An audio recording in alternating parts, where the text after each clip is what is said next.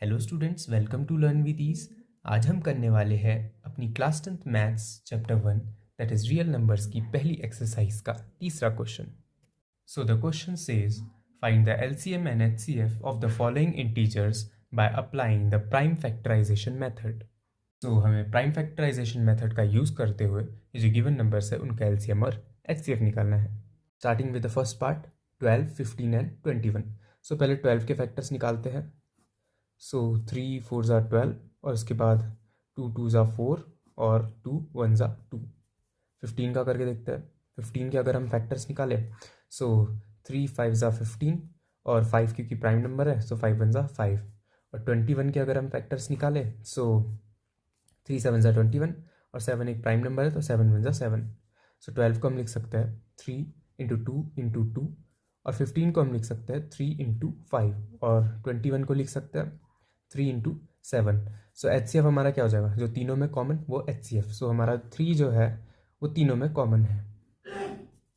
सो हमारा H C F हो गया 3 और एल सी एम हो गया, जो कॉमन है उसे एक बार लिखो और बाकी जितने भी नंबर्स हैं इन्हें क्या करो, मल्टीप्लाई कर दो इंटू 5 इंटू 7। सो इसको जब हम सॉल्व करेंगे सो इसका आंसर आएगा 420। सो ये हमारा एच सी एफ हो गया और ये हमारा एल सी एम हो गया। Now moving to the second part 17, 23 and 29। So पहले 17 के फैक्टर्स निकालते हैं। 17 क्योंकि एक प्राइम नंबर है सो 17 इंटू 1। अब 23 भी क्योंकि एक प्राइम नंबर है सो 23 इंटू 1 और 29 ये भी एक प्राइम नंबर है सो 29 इंटू 1।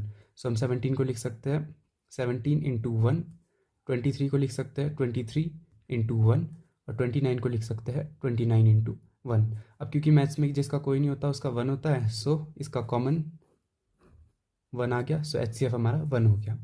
और एलसीएम की बात करें सो एलसीएम क्या हो गया 17 इंटू 23 इंटू 29 और इसको जब हम सॉल्व करेंगे सो इसका आंसर आएगा 11339। मैंने पहले से कैलकुलेशन करके रखी है ताकि वीडियो थोड़ी शॉर्ट बने। Moving to the third part 8, 9 and 25। So पहले 8 के फैक्टर्स निकालते हैं। 2 4 ज़ा 8, 2 2 ज़ा 4 और 2 1 ज़ा 2। सो 8 को लिख सकते हैं हम 2 इंटू 2 इंटू 2। अब 9 के फैक्टर्स निकालते हैं। 3 3 ज़ा 9, 3 1 ज़ा 3। सो 9 को लिख सकते हैं 9 3 इंटू 3।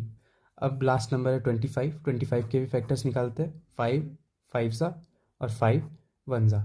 सो हम 25 को लिख सकते हैं 5 इंटू 5। अब इनमें भी कुछ कॉमन नहीं है सो इंटू 1 कर देते हैं क्योंकि जिसका कोई नहीं होता उसका 1 होता है। सो इसका एच सी एफ हो गया 1 क्योंकि 1 ही इन तीनों में कॉमन है। और एल सी एम हो गया, जो बाकी नंबर्स है हम उन्हें मल्टीप्लाई कर देंगे। So 2 into 2 into 2 into 3 into 3 into 5 into 5। So इसको सॉल्व करने पर हमारा आंसर आएगा 1800। So this is our L C M and this is our H C F. तो that's all for the day. अगर आपको ये वीडियो अच्छी लगी हो so please like share and subscribe. Thank you.